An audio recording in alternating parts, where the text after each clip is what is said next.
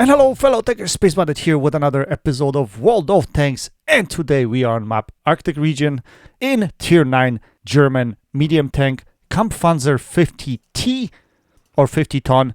And in this video we're gonna touch on strategies, and today I have a very good game for you guys to show the strategies that I employ on this map and how I play it in current meta. So what we're going to cover today is firing lanes. Where do you get yourself early in a game in order to get shots of damage? As well, if you're a light tank, where do you get yourself on a light tank in order to spot on this map?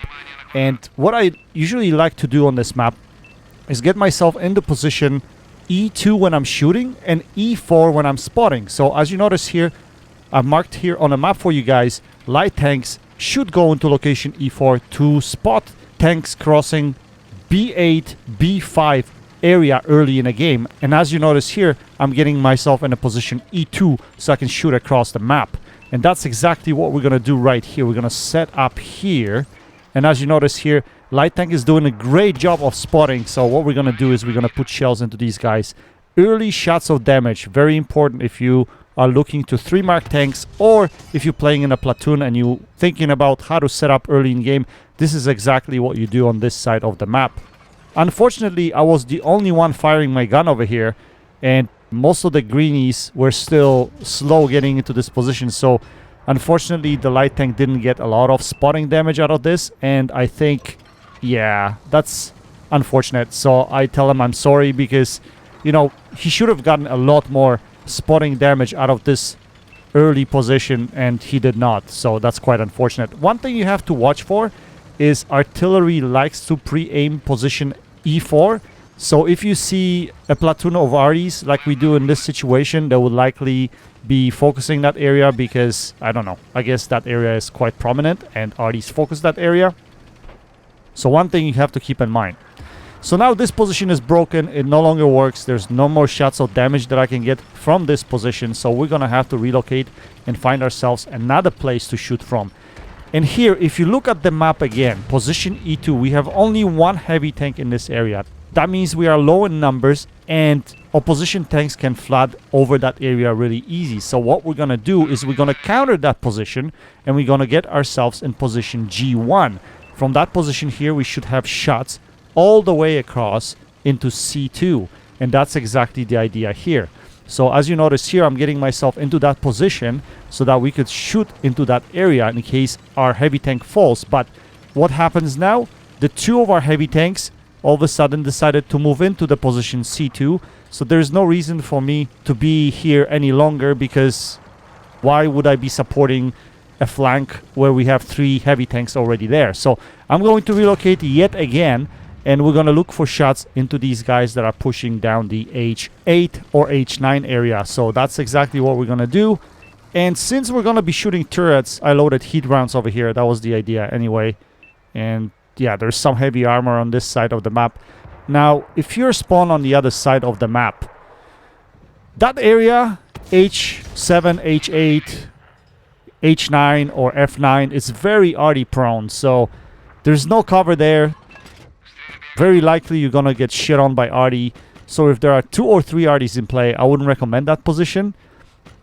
I would suggest that you try to push through northwest, because that way you won't be dealing with all the artilleries. So yeah, keep that in mind. But as of right now, all the flanks are covered. There's really nothing I can do, so I'm just gonna hang around this position, look for shots. That's exactly what I'm gonna do. And unfortunately, these are gonna be really hard shots to hit, because let's be honest, Object 279 turret shot is not the easiest shot, because it's only a cupola shot, even with heat rounds on this tank. So yeah, it's just difficult to pen. But at this point, there's really no position for me. Now, pay attention to the map now. You always have to pay attention to the map. As you notice there, in the middle, the light tank is dropping, right? What does that mean? That he's being pushed. And I noticed a couple of medium tanks pushing the middle. That's a very common play by the opposition. So I'm telling the light tank, I'm going to support you right here. I'm going to push in. And we're going to get these guys out of the game. So that's what we're going to do. We're going to rush this guy. We're going to put a shell into him. Then we're going to ram him so that he doesn't have a chance to turn around and shoot at us. He's an auto loader, so we would probably take a big hit if he turned around and put shells into us. But this guy is in no man's land right now, and we take him out of the game. Just like that, and we clean up the area of the map that was pushed by the enemies. As you see there, Light Tank is very happy with the fact that I helped him.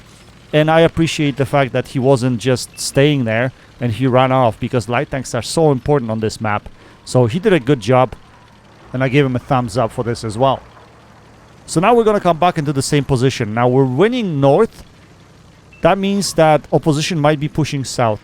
So what I'm going to do is I'm going to get myself back into the same position I was in. Now, I like utilizing this position. I haven't been using this position early when I started playing this game, but now I think this position is amazing. Actually, behind the rock, you have some RD cover, you have some bushes here, so you could pretty much stay unspotted if you have good commander on this tank with relatively good camo. Now you can knock those trees down as well to create a little bit more camo for yourself.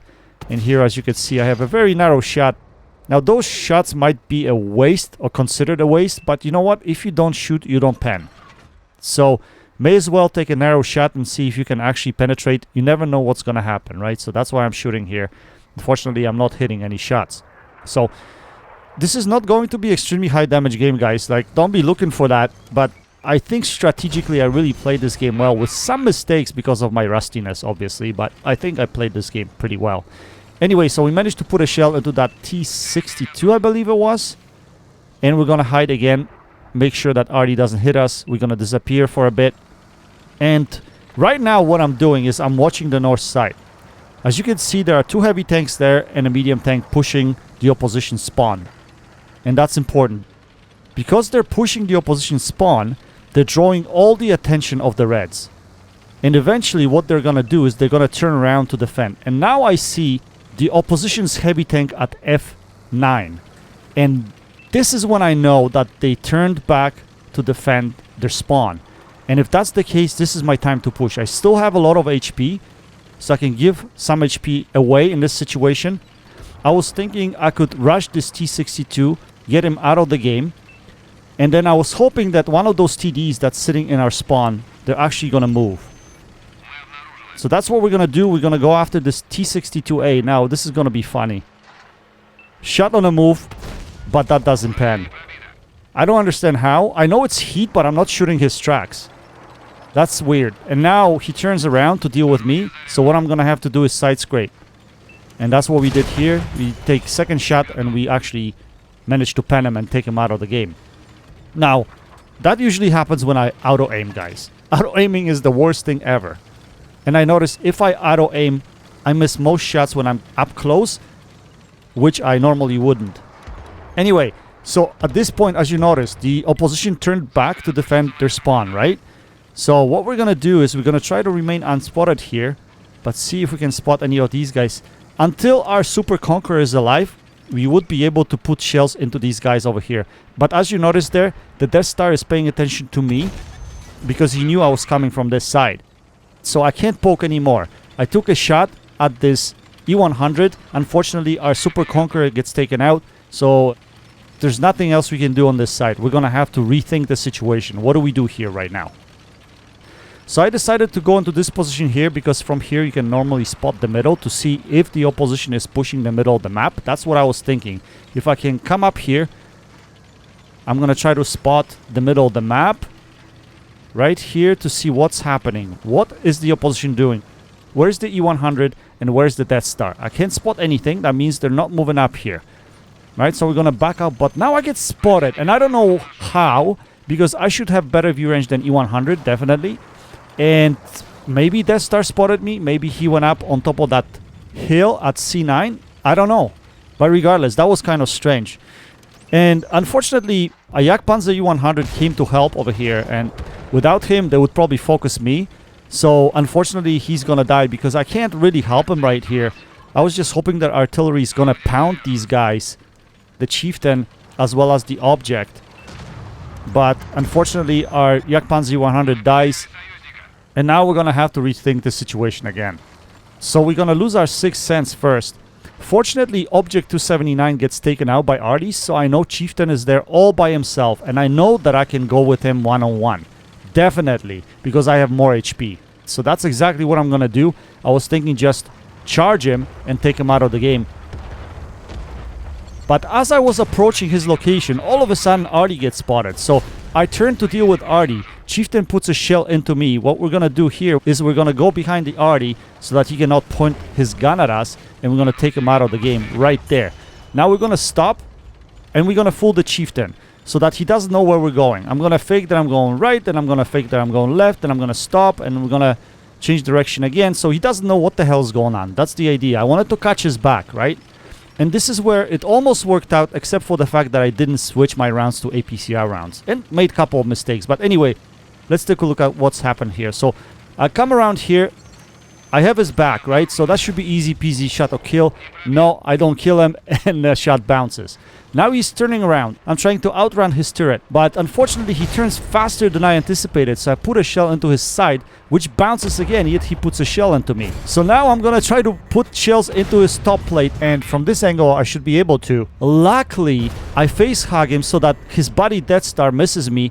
Can we take him out of the game? Yes, we can. Death Star rushes us, tries to ram us, but unfortunately he doesn't kill us, and we should be able to get away from this situation. He's still trying to go after us, but we put a shell into him and we take him out of the game. Quite a clutch play over there, taking out the platoon, which would have probably carried if I died in this situation, although I did make a couple stupid mistakes. First of all, I should have switched my shells to APCR rounds. Probably would have been better to use those rounds in this situation because of heat rounds hitting tracks somehow and bouncing. I don't know, it hit the back of the Chieftain, top area of his back. I couldn't penetrate with heat. Weird. But anyway, I should have had APCRs loaded. Then, bit of lack of composure because, you know, being away from the game and that kind of stuff. I could have probably handled that situation a little bit better. But regardless, we got away because we had enough HP in this situation. And now the question is, can we take out this E100? Yes, we can. So we shut him down. We put a shell into him. And we secure the win for the team. Now, I don't know what my shit baron was doing sitting in our spawn pretty much the whole game. He didn't really contribute much to this game, but regardless. Anyway, we did finish with 7 kills on top of the leaderboard, 2.8k damage, not a massive damage number, but still combined damage almost, what, over 5k damage, and we ended up with Devastator medal, Mastery Ace Tanker, Kamikaze medal as well for ramming 1 tank and killing it. Obviously Top Gun medal for killing 6 tanks. So quite a good game in this tank, and at the end of the day I think my strategic thinking was really good, with the exception of maybe the way I handled my one-on-one situation at the end of the game over there, and pretty poor hit round usage, but overall I think it was a decent game. Anyway guys, I hope you enjoy a little bit of strategy on this map. That's it for now. Until next time, happy tanking, Space Bandit checking out.